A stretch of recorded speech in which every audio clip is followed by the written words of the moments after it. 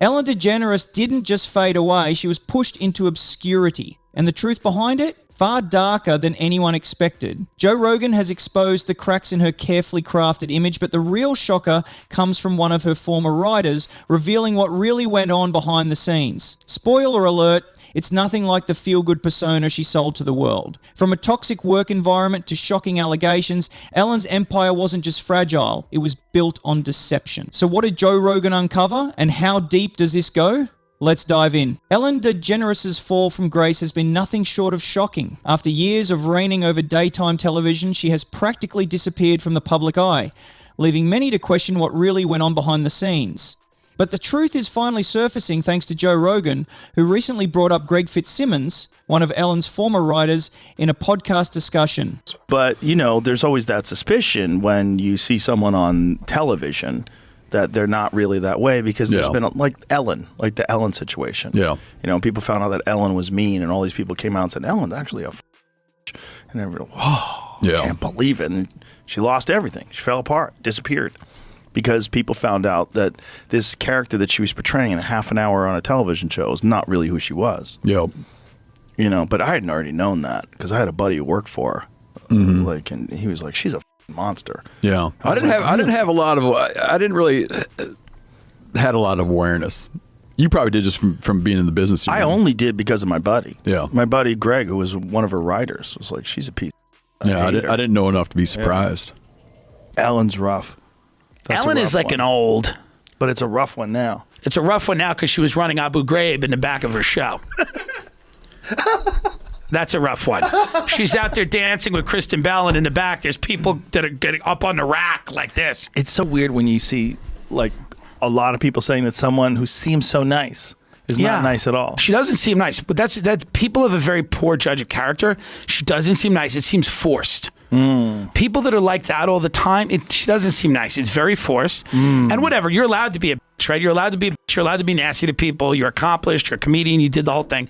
What you're not allowed to do is have a Guantanamo Bay situation in the backstage of your show where everybody's walking around afraid for their life, and it's like Abu Ghraib where they're hooked up to wires and they dogs have like around them. Yeah, she's got dogs and hoods. If an intern's late, they have a hood on. I don't support that. That's just me. Yeah, I'm with you. Yeah, I mean, I wish her the best. She's around for too long. Fallon, all these people, walk away. You've been famous forever. Walk away. Like, eventually, everybody, they're just going to figure it out. Wait, I got to ask you, because it was like such big news and entertainment. What? With Ellen. Oh, yeah. Show. What was your experience like? My hands are a little bit tied because I signed a non-disclosure agreement when I worked for the show, but I can talk about it in the sense that we've all read the news. Yeah. This is no like, a couple of disgruntled people. No. It's a lot. Yeah. And does it, the fish stinks from the head? It's like, it's all somebody's fault, right? Yeah.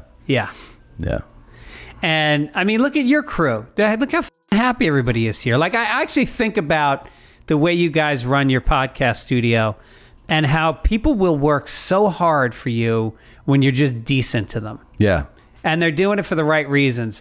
People don't work hard when they're being treated cruelly. They work out of fear. So it's never their best work. Damn. Yeah, that's so true. You're afraid to step up a little bit and do a little extra because you can actually, if you do something a little bit off, you're fired. Right.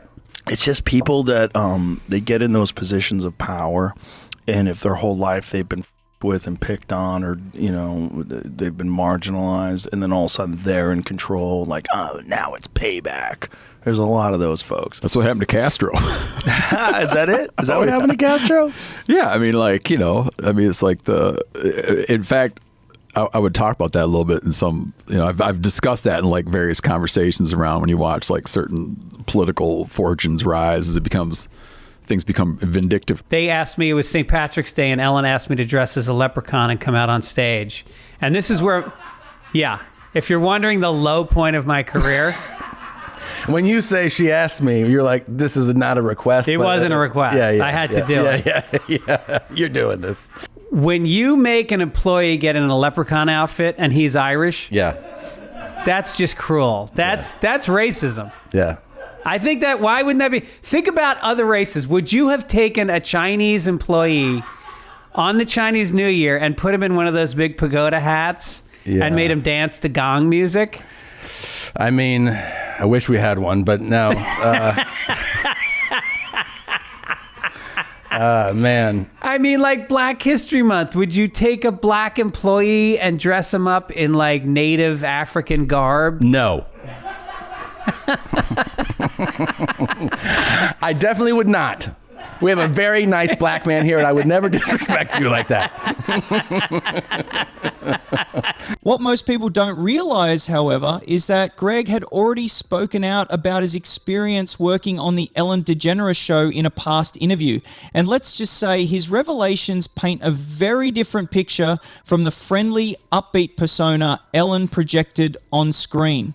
Today, we're diving deep into what really happened behind the scenes, and trust me, you're not ready for what's about to be exposed. But Ellen isn't the only TV host accused of faking it. Late-night television has its fair share of forced enthusiasm and scripted smiles. Take Jimmy Fallon. His over-the-top laughter often feels rehearsed, more like a nervous reflex than a genuine reaction. It's like that one relative who laughs too hard at a bad joke just to avoid awkward silence.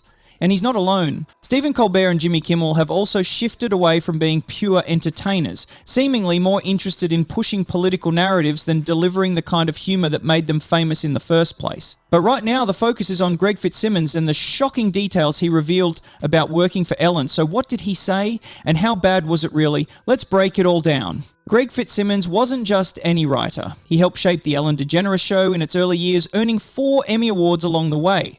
But behind the polished production and daytime smiles, former employees describe a work environment far darker than Ellen's on-screen persona suggested. One particularly troubling accusation came from a former black employee who told BuzzFeed that a senior producer made an offensive remark when addressing her and another black colleague. The producer allegedly joked, "Oh wow, you both have box braids. I hope we don't get you confused." But when she raised concerns about the racist comment, her boss dismissed it by citing his friendship with another black person, an all too common deflection that made it clear her concerns weren't being taken seriously.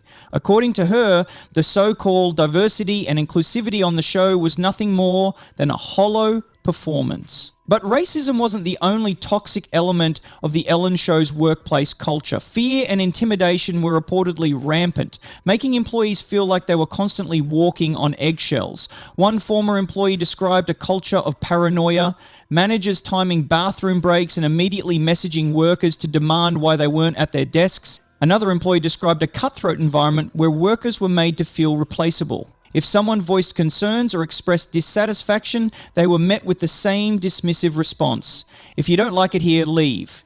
There's a line of people who would kill to take your place." Comedian Tim Dillon also weighed in on the controversy, and in his signature blunt style, he summed it up perfectly. Ellen is rough, but just how deep does this toxic culture go? And how much did Ellen herself actually know? Let's dig further. Let's be real, no rational person with even a shred of common sense would defend this kind of toxic work culture, unless, of course, they were part of the system that allowed it to thrive in the first place. The reality is, for people in positions of power, it's never really about fairness or accountability, it's about control. And Joe Rogan hit the nail on the head when he pointed that out. And here's the kicker, Ellen's "I didn't know" defense falls apart under scrutiny. She was the show, the executive producer, the boss, the one who set the culture and called the shots. Pretending she had no clue, it's an insult to everyone's intelligence. Trying to shift the blame onto management is nothing more than a weak excuse. And quite frankly, it's an insult to everyone's intelligence. For years, rumors swirled about Ellen's true nature, how her be kind persona was just an act for the cameras, while behind the scenes, employees and guests alike were met with a very different version of her.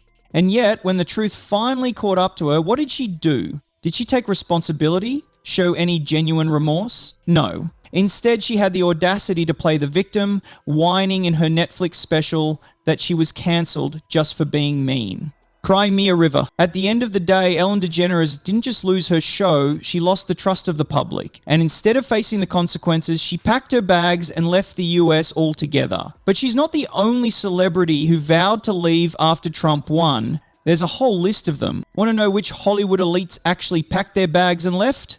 Click here to find out. Thanks for watching, and I'll see you in the next one.